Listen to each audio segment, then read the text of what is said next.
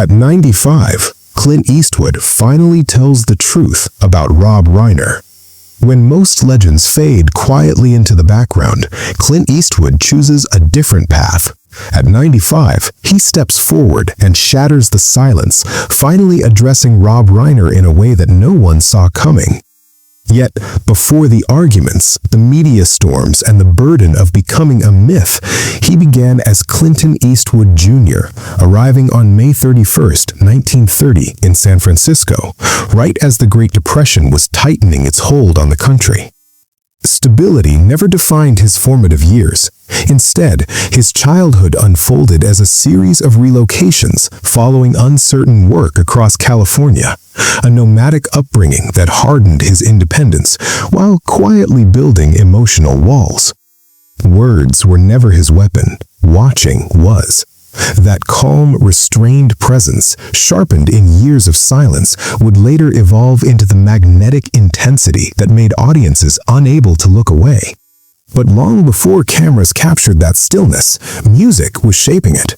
Through jazz and the piano, Eastwood absorbed timing, atmosphere, and control, lessons that would eventually echo through his performances and become the signature language of his filmmaking. Right after high school, Clint Eastwood dove headfirst into a series of unlikely jobs: lifeguard, lumberjack, gas station attendant, each one far from glamorous, yet each one teaching him the grit of everyday life. These weren't just odd gigs to fill time, they were lessons in resilience, hard work, and the struggles ordinary people face. Acting wasn't on his radar yet. It crept in slowly, almost by accident, after his discharge from the U.S. Army, when he began testing the waters in Hollywood. Eastwood's early acting days were defined more by rejection than applause. Universal Pictures signed him in the mid-1950s, but small roles and dismissive executives seemed to conspire against him.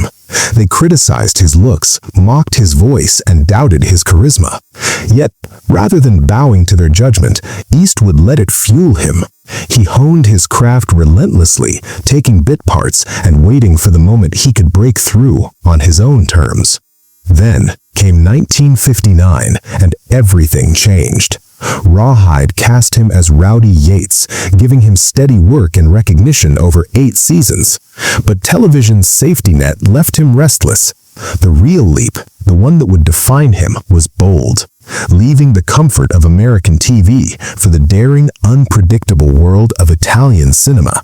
That jump didn't just elevate his career, it etched his name into film history forever. Imagine a man so silent, so magnetic, that his stare alone could hold a room captive. In the mid-1960s, a relatively unknown Clint Eastwood stepped into a modestly paid role in Sergio Leone's legendary Dollars trilogy, a fistful of dollars for a few dollars more, and the good, the bad, and the ugly. These films didn't just redefine the Western, they unleashed the iconic man with no name, a laconic anti-hero whose few words and piercing gaze spoke volumes. On screen, Eastwood reshaped masculinity itself. Gone were the flashy gunslingers and over-the-top bravado. In their place was quiet authority, subtle gestures, and an irresistible presence that demanded attention. The success of these films didn't just catapult him to international fame, it changed how Westerns were made, setting a new cinematic standard that filmmakers would chase for decades. But the impact went beyond the screen. These movies handed Eastwood unprecedented control over his career, allowing him to choose projects, direct his own path, and craft a legacy on his terms. Returning to Hollywood in the late 1960s and 1970s, he became one of the industry's most dependable box office draws. With Dirty Harry, he cemented himself as a relentless enforcer of justice, a character that sparked both admiration and controversy. Harry Callahan ignited fiery debates. Some celebrated him as the embodiment of public frustration with crime. Others decried him as authoritarian. But Eastwood refused to let labels define his work. He insisted his characters were morally complex, never merely ideological. During this era, he proved his versatility, moving effortlessly across westerns, thrillers, action-packed blockbusters, romantic dramas, and even comedies, demonstrating a talent that could thrive in any genre. Few actors ever transitioned from screen legend to cinematic auteur, but Clint Eastwood did it with unmatched finesse. His versatility exploded in films like Play Misty for Me, High Plains Drifter, The Outlaw Josie Wales, Every Which Way But Loose, and Escape from Alcatraz, each unveiling a bold new facet of his talent. Eastwood wasn't just acting, he was quietly learning, experimenting, and preparing for the transformation that would redefine Hollywood's idea of a filmmaker. When he stepped behind the camera, Eastwood forged a directorial style that was instantly recognizable, precise, economical, and deeply respectful of actors. He relied on minimal takes, natural lighting, and understated storytelling, letting performances breathe and plots unfold organically, without the distractions of flashy gimmicks.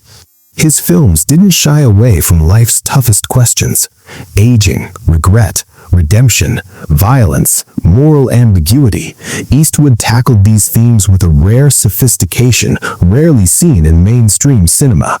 That mastery reached its pinnacle with Unforgiven in 1992, a revisionist western that dismantled the heroic myths and glamorized violence of the genre. Unforgiven didn't just win acclaim, it earned Eastwood Academy Awards for Best Director and Best Picture, cementing his place as one of the most influential filmmakers of his generation. He followed this with a string of critically acclaimed masterpieces: Mystic River, $1 Million Baby, Letters from Iwo Jima, Gran Torino, Changeling, and American Sniper, each one reinforcing his cinematic legacy. Eastwood's influence stretches far beyond Hollywood. He's received 3 César Awards, Europe's highest film honors, and the American Film Institute's Life Achievement Award, acknowledging his monumental impact on shaping not just films, but the very identity of American cinema. In 2000, Clint Eastwood didn't just receive an award, he cemented his place in cinematic history when the Venice Film Festival presented him with the Golden Lion for Lifetime Achievement, one of the most coveted honors in the world of film. This accolade didn't just celebrate individual masterpieces, it honored a career defined by moral complexity, understated emotional power, and a directorial voice that still echoes through Hollywood decades later. But the world wasn't done applauding him. Across the Atlantic, France, a nation obsessed with cinema, recognized Eastwood not once, but twice with its highest honors. In 1994, he was named a Commander of the Ordre des Arts et des Lettres, a testament to his transformative influence on global arts and culture. Then, in 2007, France went even further, awarding him the Legion of Honor, its most prestigious recognition, firmly placing him among the world's most impactful artists. Together, these accolades paint the portrait of a filmmaker whose reach extends far beyond borders, inspiring generations of storytellers and audiences alike. Behind the glitz and glamour of Hollywood, a quiet story of endurance and sacrifice unfolded. Despite decades of challenges, Clint Eastwood and Maggie Johnson remained legally married, a union that revealed not just emotional depth, but a shared sense of responsibility. Together, they brought 2 children into the world: Kyle Eastwood, born in 1968, who would rise to fame as a jazz musician, and Allison Eastwood, arriving in 1972, who forged her own path in acting and filmmaking. At the heart of it all was Maggie, a woman whose unwavering devotion kept their family grounded amid Hollywood's whirlwind. She fought tirelessly to maintain stability, shielding their children from the chaos swirling around the young star. After 25 years of marriage in 1978, the couple decided to separate, though the legal battle would stretch until 1984, exposing just how deeply their lives and their fortunes were entwined. When the divorce finally closed, it became one of Hollywood's most expensive settlements at the time, a reflection of both Eastwood's immense success and Maggie's decades of dedication behind the scenes. Even after their marriage ended, Maggie Johnson remained a defining figure in Clint's personal history. Before the world knew his name, she had stood beside him, weathered the storm of rising fame, and guided their children through a life many only dream of, but few survive intact. Their imperfect relationship shaped Eastwood's sense of family, responsibility, and the unseen sacrifices that ambition demands. Now at 95, Clint Eastwood looks back with a rare clarity, the kind that comes only from a lifetime fully lived, where love, compromise, and artistry collide. Hollywood has changed, but Clint Eastwood has been there to witness it all, and he isn't shy about sharing what he's seen. Looking back on more than 70 years in the industry, Eastwood reflects not just on his own legendary career, but on how Hollywood itself has transformed and the personalities who helped shape that evolution. When asked about Rob Reiner, Eastwood doesn't snap or snarl. Instead, he offers a measured, almost philosophical take.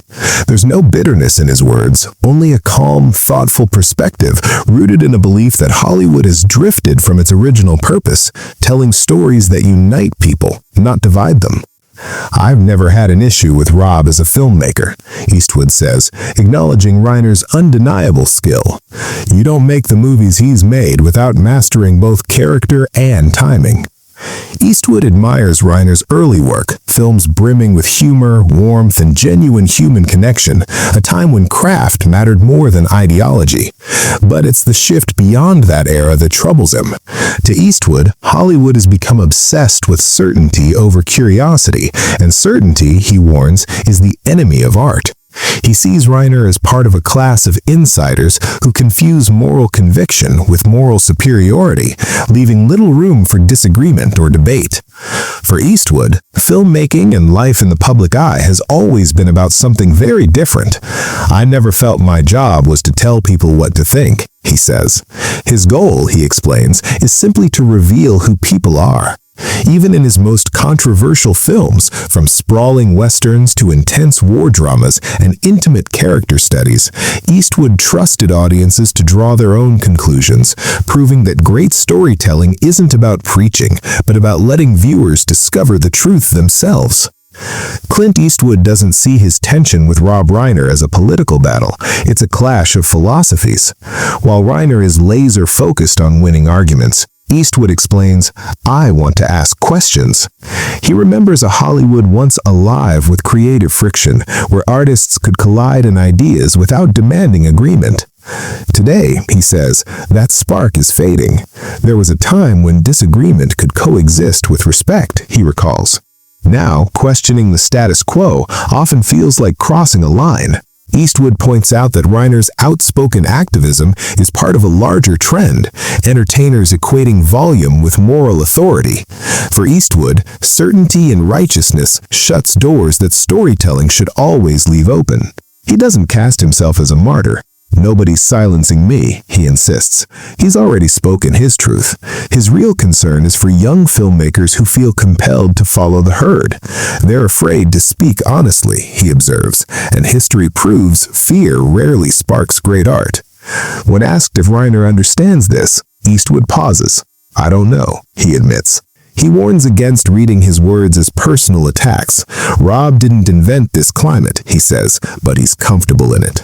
At 95, Eastwood isn't looking for revenge or a score to settle.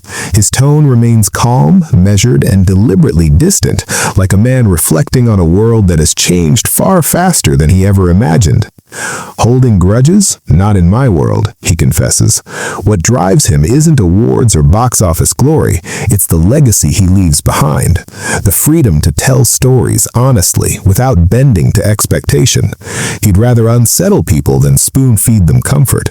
And when it comes to Rob Reiner, Eastwood's words aren't explosive. They carry a quiet, lingering regret. It's the ache of a filmmaker watching curiosity shrink under the weight of conformity. There was a time Hollywood embraced outsiders, he remembers, almost wistfully. Now it feels like everyone is scrambling to prove they belong. For Eastwood, that cultural shift is far heavier than any clash with a single personality. It's the slow loss of the very spark that once made the industry magical.